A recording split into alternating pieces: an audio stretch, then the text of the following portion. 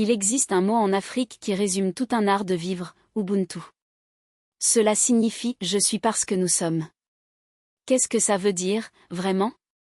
Imagine un village où tout le monde s'entraide, où les enfants jouent ensemble, où les grands-parents racontent des histoires au coin du feu, où personne ne reste seul. C'est cela, Ubuntu. C'est un peu comme une grande famille qui s'agrandit encore et encore, jusqu'à ce que toute l'Afrique soit une seule famille. Le panafricanisme, c'est cette idée que tous les peuples d'Afrique, et même tous les descendants d'Afrique dans le monde, sont unis par une histoire, des valeurs et une culture commune. C'est un peu comme si on disait, nous sommes tous des frères et des sœurs, même si nous habitons loin les uns des autres. Dans ce cours, nous allons explorer les racines de cette grande famille, en écoutant les sages, en découvrant les proverbes et en comprenant comment les anciens enseignent l'unité et le respect. Nous allons voyager dans le temps et dans l'espace, sans bouger de nos chaises, pour apprendre ce que signifie vraiment être un panafricaniste. Ce n'est pas seulement une leçon d'histoire, c'est une leçon de vie. C'est apprendre à partager, à écouter, à respecter les autres, comme le faisaient les grands sages d'Afrique. Nous allons voir comment, à travers les épreuves, les Africains ont gardé leur dignité et leur solidarité. Par exemple, il y a très longtemps, des hommes et des femmes ont été emmenés de force loin de leur terre, comme le raconte le livre 12 Years a Slave. Mais même dans la souffrance, ils ont gardé l'espoir et le souvenir de leur culture. Le panafricanisme, c'est aussi cela, se souvenir de ses racines pour mieux construire l'avenir. Alors, préparez-vous à un voyage merveilleux, plein de sagesse et de belles histoires. Nous allons apprendre à dire Ubuntu avec notre cœur, cèpe les racines de la sagesse, l'Afrique des anciens et des proverbes. En Afrique, avant que les livres n'existent, les histoires se transmettaient de bouche à oreille. Les grands-parents racontaient des contes aux enfants, le soir, autour du feu. C'est ce qu'on appelle l'oralité. C'est une manière de garder vivante la mémoire et les leçons de vie. Par exemple, un proverbe africain dit « Il faut tout un village pour élever un enfant ». Cela signifie que l'éducation n'est pas seulement l'affaire des parents, mais de toute la communauté. Chaque adulte, chaque voisin, chaque ancien a un rôle à jouer pour aider un enfant à grandir. C'est une idée très forte, qui montre que nous sommes tous liés. Cette sagesse vient de très loin. Les anciens sages, comme ceux du peuple Yoruba au Nigeria, ou les griots d'Afrique de l'Ouest, étaient les gardiens de la mémoire. Ils connaissaient les histoires des ancêtres, les noms. Réunis pour discuter de l'avenir de l'Afrique. Ils voulaient que les pays africains deviennent indépendants, qu'ils puissent se gouverner eux-mêmes. C'était un grand rêve, mais il s'est réalisé peu à peu. Aujourd'hui, l'Afrique est un continent de 54 pays indépendants. Mais le panafricanisme ne s'arrête pas là.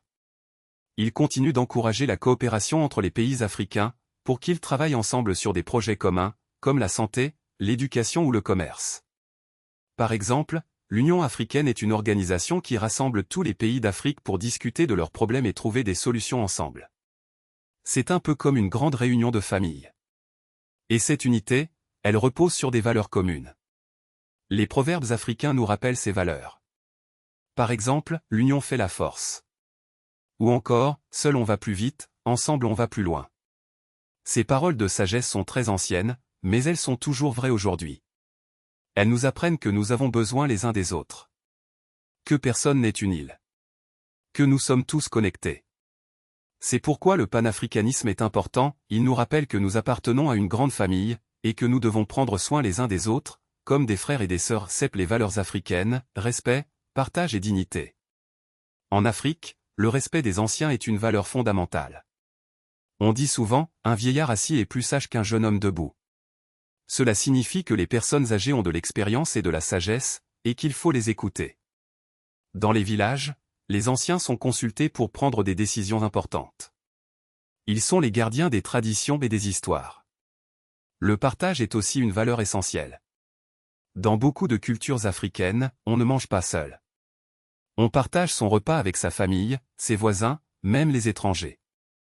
Un proverbe dit, la main qui donne est toujours au-dessus de celle qui reçoit. Mais en réalité, donner et recevoir sont deux choses qui vont ensemble. Quand on donne, on reçoit aussi de la joie et de la gratitude. La dignité est une autre valeur clé.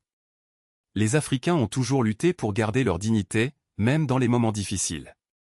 Le livre Franck Amon Ranchereau raconte l'histoire d'un garçon qui doit faire face à des défis et qui apprend à rester digne et courageux. C'est une leçon pour nous tous, quoi qu'il arrive, nous devons rester fiers de qui nous sommes et de nos origines. Le panafricanisme nous apprend à être fiers de notre peau, de notre culture, de notre histoire. Il nous dit, tu es africain, et c'est une force. Cette fierté est très importante pour les enfants. Elle les aide à grandir en confiance et à croire en eux-mêmes.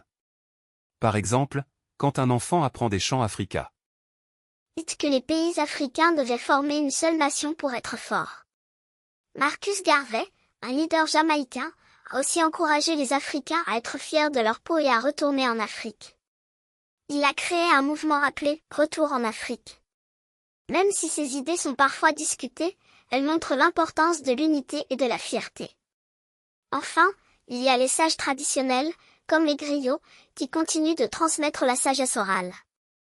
Leurs histoires sont pleines de leçons sur la vie, la mort, l'amour et la justice. Par exemple, un conte africain raconte l'histoire d'un lièvre rusé qui trompe un lion.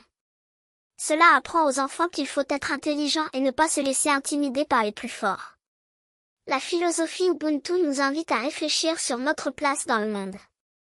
Elle nous dit que nous ne sommes pas seuls, que nous faisons partie d'un tout. Et que notre bonheur dépend du bonheur des autres. C'est une leçon précieuse pour notre époque, où parfois on oublie de prendre soin les uns des autres. Alors, continuons à explorer cette sagesse, en lisant des contes, en écoutant des chants, en discutant avec nos aînés. Et souvenons-nous, Ubuntu est un trésor qui appartient à tous, c'est pour bien comprendre et retenir les leçons de ce cours, voici quelques astuces. D'abord, répète souvent le mot Ubuntu à voix haute. Dis-le en souriant, et pense à quelqu'un que tu aimes. Ensuite, apprends un proverbe africain chaque semaine. Écris-le sur un papier et colle-le sur ton mur. Par exemple, l'union fait la force. Récite-le chaque matin. Tu peux aussi dessiner des images qui représentent les valeurs africaines, une famille qui mange ensemble, un griot qui raconte une histoire, un village où tout le monde s'entraide. Le dessin aide à mémoriser. Enfin, parle de ce que tu as appris à tes parents et à tes amis. Raconte-leur l'histoire d'Ubuntu. Plus tu partages, plus tu retiens. Et surtout, mets en pratique les valeurs, aide quelqu'un aujourd'hui, et tu verras que tu te sentiras bien. La sagesse africaine est vivante, elle se vit tous les jours. Si tu veux en savoir plus sur le panafricanisme et la sagesse africaine, voici quelques idées. Tu peux lire des contes africains, comme ceux de l'écrivain sénégalais Birago Diop. Ces histoires sont pleines de sagesse et d'humour. Tu peux aussi écouter de la musique africaine, comme les chants des griots ou les rythmes du djembé. La musique est un excellent moyen de se connecter à la culture. Tu peux regarder des documentaires sur l'Afrique, sur ses paysages, ses animaux, ses villages. Et surtout, pose des questions à tes grands-parents ou à des personnes âgées. Demande-leur ce qu'ils savent de l'Afrique, des traditions, des proverbes. Chaque personne est une bibliothèque vivante. Enfin, tu peux participer à des activités de ton école ou